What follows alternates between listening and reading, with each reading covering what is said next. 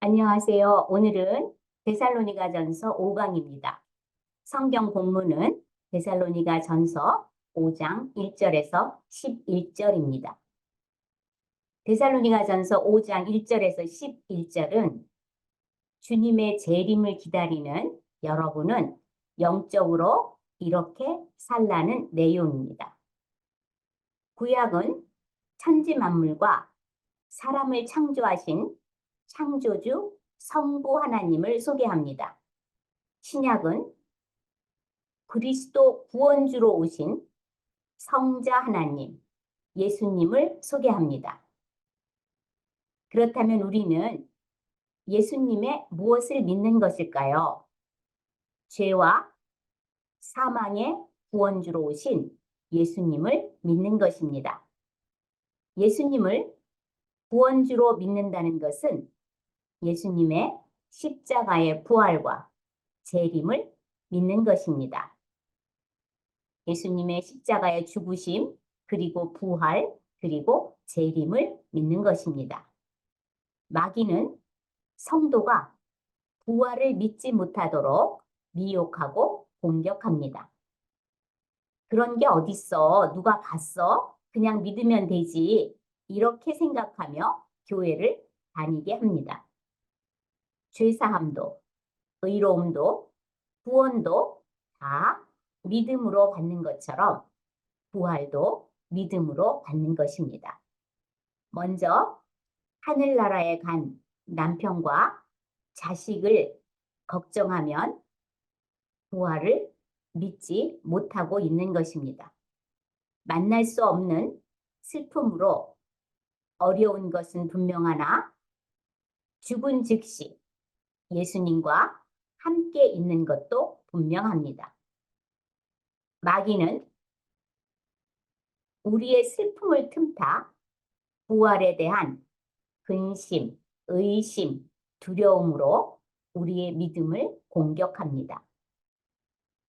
마귀의 바라는 바 부활 신앙이 무너지면 나머지는 싹 다 무너져 버리기 때문입니다. 부활 하나를 믿으면 나머지는 다 살아납니다. 부활은 안 믿는 사람, 부활을 안 믿는 사람은 모든 것을 믿지 않는 것입니다. 부활을 못 믿겠다는 것은 예수님을 도덕적, 윤리적으로 믿고 따르겠다는 것으로 신앙이 아닙니다. 예수님 안에 모든 생명이 있고 부활이 있다는 말입니다.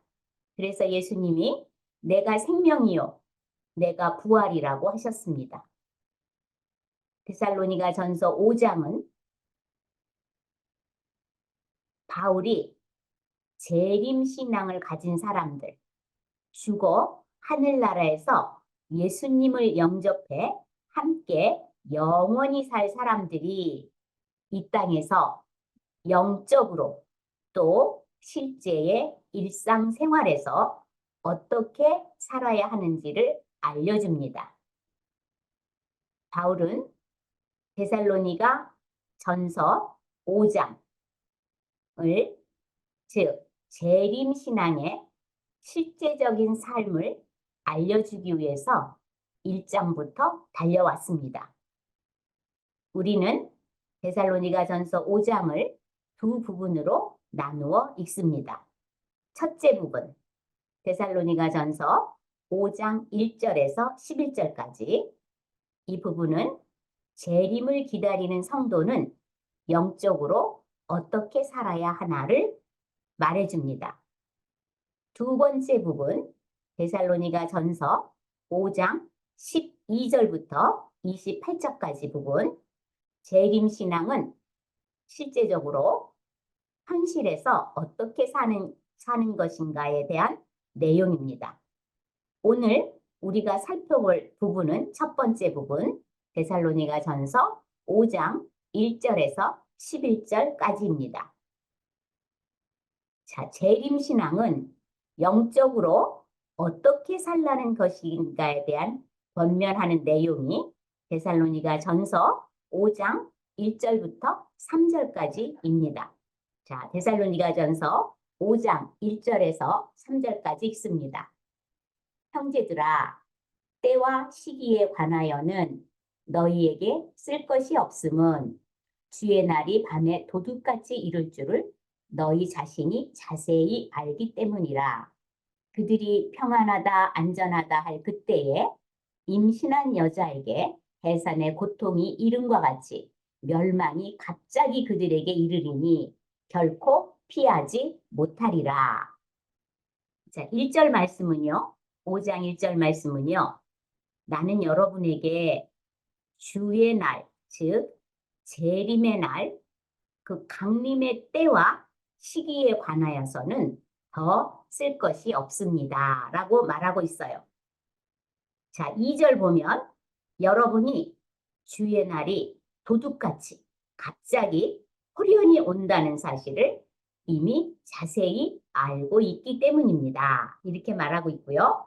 3절에서는 임신한 여자가 해산의 고통이 이름과 같이 주의 날, 주의 재림, 강림이 갑자기 이르러 피하지 못할 것이라는 것도 알고 있습니다.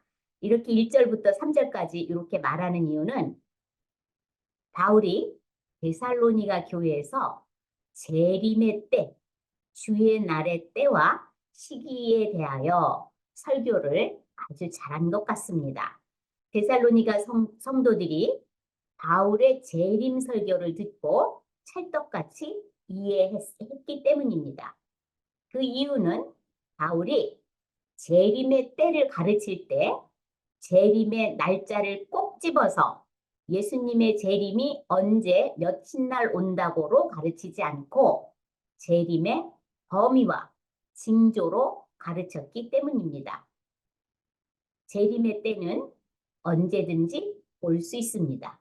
재림은 반드시 옵니다. 자, 바울은 임산부의 예를 들어서 범위와 징조로 재림을 설명했습니다. 출산 날짜와 통증의 시작, 또 배가 불러오는 것, 통증의 시작, 양수가 터진다는 것은 출산이 임박했다는 징조와 범위를 알려줍니다. 그러나 미혹하는 자들, 가짜들, 이단의 특징은 꼭 예수님이 언제 재림한다는 날짜에 매달립니다. 여기서 말하는 때와 시기는 어느 날짜를 말하는 것이 아니라 어느 범위 내에 있는 것을 말합니다. 자, 헬라어로 크로노스, 우리가 때로 번역했는데요. 이것은 흘러가는 시간을 말합니다. 헬라어의 카이로스를 시기라고 번역했는데요. 이것은 아주 중요한 크리티컬한 그런 중요한 의미가 있는 시간을 말합니다. 바울은 여기서 때와 시기를 그냥 혼동해서 사용하고 있습니다. 그러나 우리는 이렇게 이해하고 읽으면 됩니다. 재림의 때와 시기는 모르고 징조와 범위로 재림을 준비할 수 있다로 읽으면 됩니다. 자, 이제는 그럼 영적으로는 어떻게 살라는 권면인가? 이 내용이 3절부터 8절까지입니다. 그러면 데살로니가 전서 5장 3절에서 8절까지 읽습니다. 그들이 평안하다, 안전하다 할 그때에 임신한 여자가 해산의 고통이 이름과 같이 멸망이 갑자기 그들에게 이르리니 결코 피하지 못하리라. 형제들아, 너희는 어둠에 있지 아니하매 그날이 도둑같이 너희에게 임하지 못하리니 너희는 다 빛의 아들이요 낮의 아들이라. 우리가 밤에나 어두움에 속하지 아니하나니 그러므로 우리는 다른 이들과 같이 자지 말고 오직 깨어 정신을 차릴지라. 자는 자들은 밤에 자고 취하는 자들은 밤에 취하되 우리는 낮에 속하였으니 정신을 차리고 믿음과 사랑의 호심경을 붙이고 구원의 소망의 투구를 쓰자. 자, 5장 3절에 보면 재림을 사는 여러분은 영적 위기 의식을 가지고 살라고 권면합니다. 성령 충만으로 성령에 민감하게 살라는 뜻입니다. 평안하다, 안전하다는 위기 의식이나 영적 긴장이 없는 것입니다. 교회는 그냥 다니고 재림에 대해서는 관심이 없는 삶이지요. 건강하고 일이 잘 되고 자기 힘으로 살 때는 영적으로 무감각해질 수밖에 없습니다. 그리고 내게 맡겨진 십자가가 클 때 믿음은 사라지고 근심과 걱정과 두려움으로 살게 되는데 이것도 위기입니다. 나이가 들어갈수록 즐기지 못한 인생이 안타까워 예수님의 재림을 준비하는 것보다 시간과 에너지, 돈을 다른 곳에 쓰기 쉬운데 이것도 위기입니다. 자, 4절과 5절은 어둠 속에 거하지 말고 빛에 거하라고 권면합니다. 이것은 예수님, 진리, 말씀 안에 거하라는 뜻입니다. 말씀에 순종하며 살라. 말씀으로 주님과 교제하며 살라.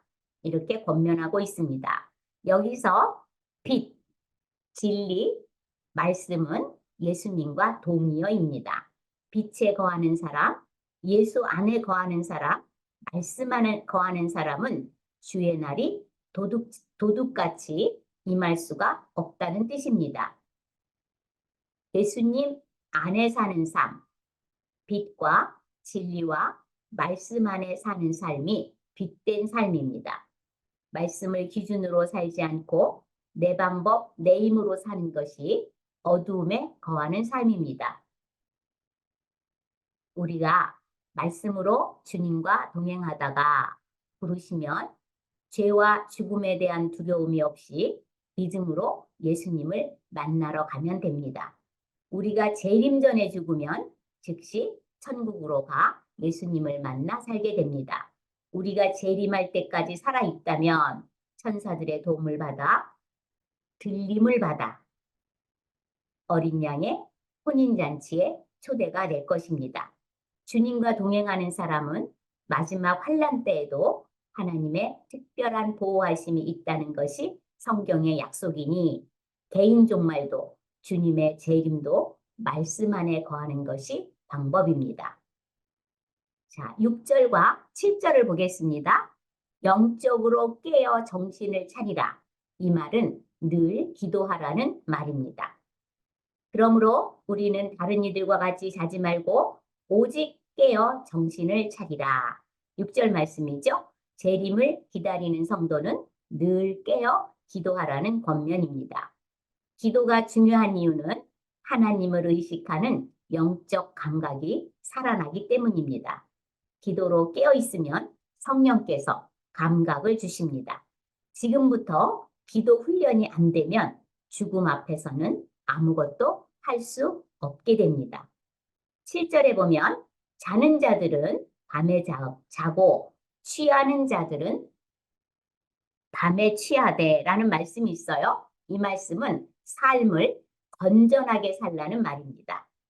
모든 불의와 나쁜 일, 죄를 짓는 일은 주로 밤에 일어납니다.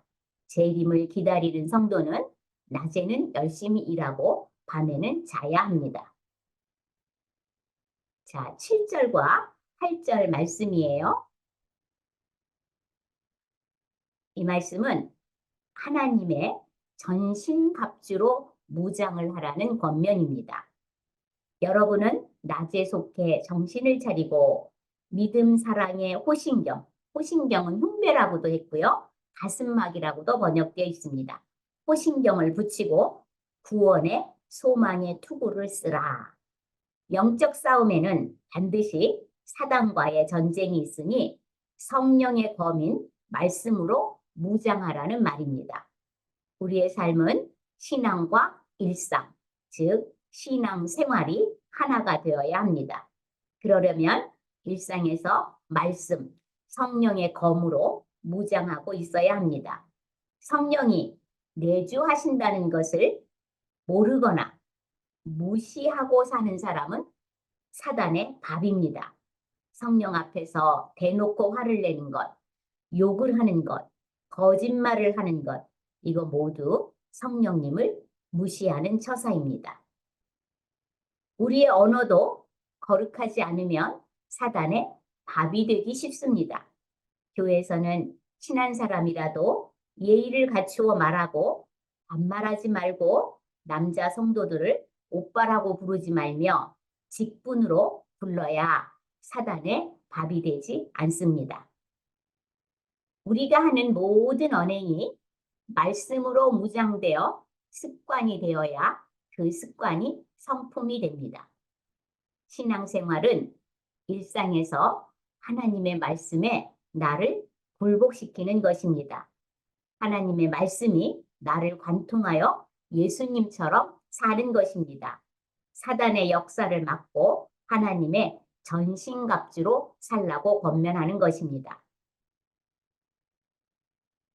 자, 9절에서 11절까지는요.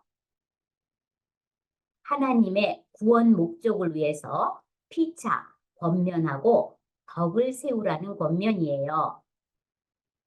자, 9절 보겠습니다. 하나님은 우리가 예수님을 믿어 우리를 구원하시는 것이 목적입니다. 10절은 예수님이 우리를 위해 죽으신 목적은 우리가 죽든지 살든지 그리스도와 함께 살게 하는 것이 목적입니다. 그러니 11절에 환난 가운데서도 즉 신앙을 지키며 믿음을 지키며 살려니 또 세상에서 살려니 환난을 당연히 당합니다. 자, 믿음 때문에 환난을 받는 그 가운데서도 서로 격려하고 서로 덕을 세우라고 권면합니다. 자, 덕은 타인을 배려하고 세워주는 것입니다. 나는 죽고 예수로 사는 삶입니다. 예수님의 사랑은 그냥 감정적인 것, 감동이 아니라 희생이고 섬김입니다. 그리스도인의 사랑도 다른 사람을 위해 희생하고 섬기는 삶입니다.